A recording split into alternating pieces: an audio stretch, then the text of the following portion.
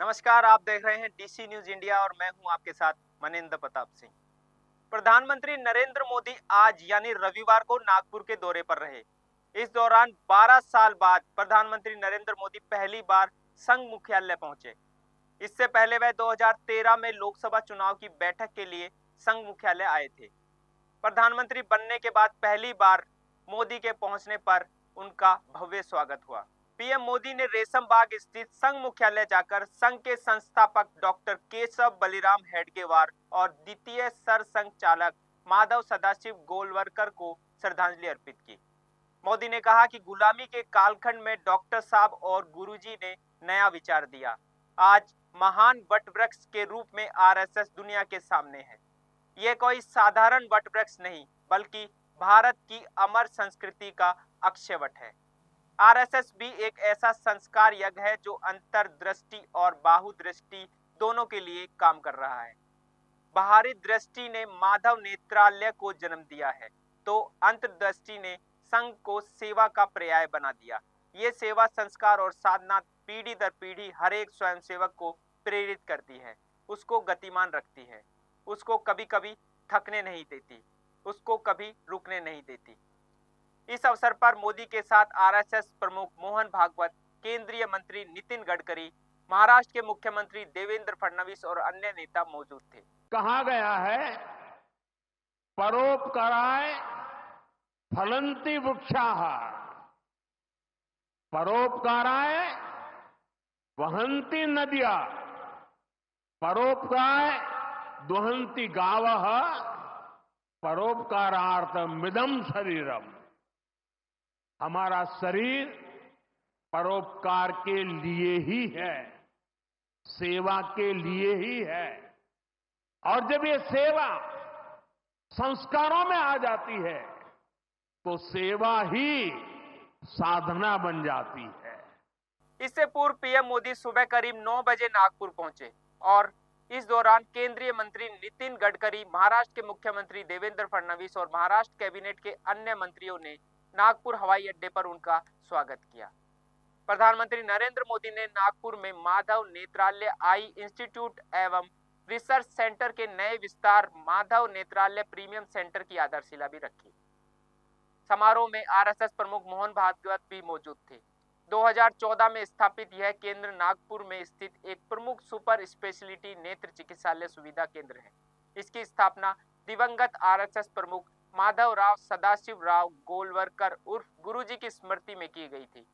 इस योजना में 250 बिस्तरों वाला अस्पताल, 14 बाह्य रोगी विभाग और 14 मॉड्यूलर ऑपरेशन थिएटर होंगे, जिसका उद्देश्य लोगों की सस्ती और विश्व स्तरीय नेत्र देखभाल सेवाएं प्रदान करना है। गुरुजी अक्सर कहा करते थे, जीवन की अवधि का नहीं, उसके उपयोगिता का महत्व होता है।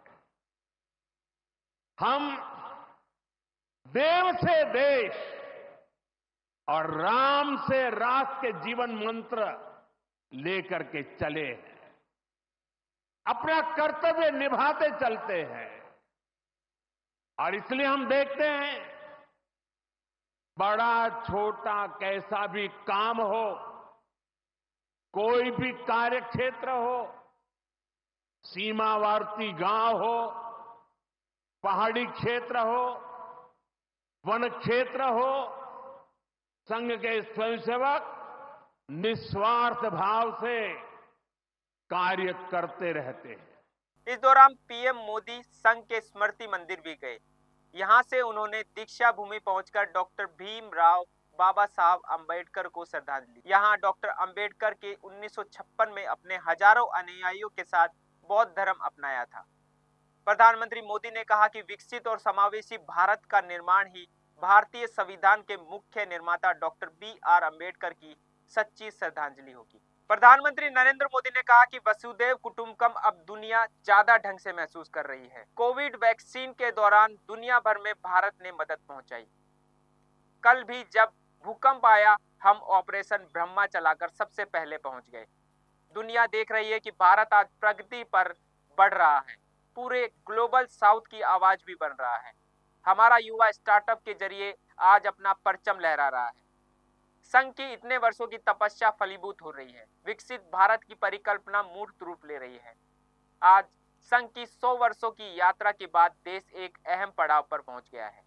2025 से 2047 तक एक बड़ा लक्ष्य हमारे सामने है। उन्होंने कहा कि हमें विकसित भारत के सपने को साकार करना है। प्रधानमंत्री नरेंद्र मोदी ने सोलर डिफेंस एवं एयरोस्पेस लिमिटेड द्वारा विकसित नागशस्त्र 3 कामिकेज ड्रोन सिस्टम का भी अवलोकन किया। यह ड्रोन 100 किलोमीटर की दूरी तक के लक्ष्यों को भेज सकता है और इसकी मारक क्षमता 5 घंटे से ज्यादा है। प्रधानमंत्री मोदी सोलर इंडस्ट्रीज पहुंचे और यहां सोलर प्लांट के मध्यम ऊंचाई और लंबी दूरी के ड्रोन और उच्च तकनीक वाले लंबी दूरी के ड्रोन के लिए रनवे सुविधा का भी उन्होंने उद्घाटन किया। अनेक दशकों से पूज्य गुरु जी के आदर्शों पर लाखों लोगों की सेवा कर रहा है। लोगों के जीवन में रोशनी लौटी है। आज उसके नए परिसर का शिलान्यास हुआ है। अब इस नए परिसर के बाद इन सेवा कार्यों को और ज्यादा गति मिलेगी। इस अवसर पर महाराष्ट्र के मुख्यमंत्री देवेंद्र फडणवीस ने कहा कि यह गर्व की बात है कि आज माधव नेत्रालय की आधारशिला रखी गई है। दृष्टिहीनों को दृष्टि देने में यह बड़ा ईश्वरीय कार्य है। यह कार्य संघ के स्वयंसेवक पिछले 30 वर्षों से कर रहे हैं। नागपुर में माधव नेत्रालय विदर्भ और महाराष्ट्र ही नहीं बल्कि पूरे मध्य भारत के लिए नेत्र रोगों के लिए एक महत्वपूर्ण संस्थान के रूप में उभरेगा।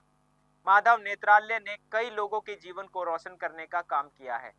जब देश में बड़े पैमाने पर नेत्रदान हो रहा है तो ऐसे संस्थान का होना भी बहुत जरूरी है। हिंदवी स्वराज्याचे सरसंस्थापक छत्रपती शिवरायांना मानाचा मुजरा करतो।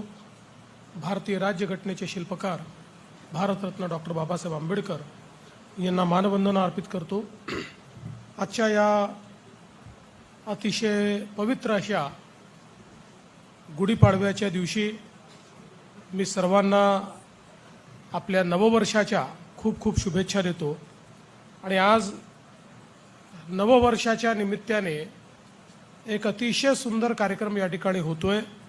100 वर्ष पूर्ण होने के साथ ही संघ के विजन पर बात करते हुए सरसंघचालक कार्यवाहक घोष बोले ने कहा कि आगामी सालों में पंच परिवर्तन यानी 5 स्तरीय कार्यक्रम का आह्वान संघ कार्य का केंद्र बना रहेगा।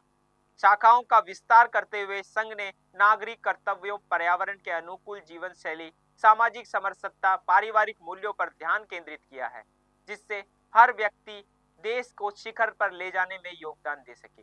लेते हैं एक छोटा सा विराम। डीसी न्यूज इंडिया पर खबरों का सिलसिला लगातार जारी है। आप बने रहिए हमारे साथ। नमस्कार।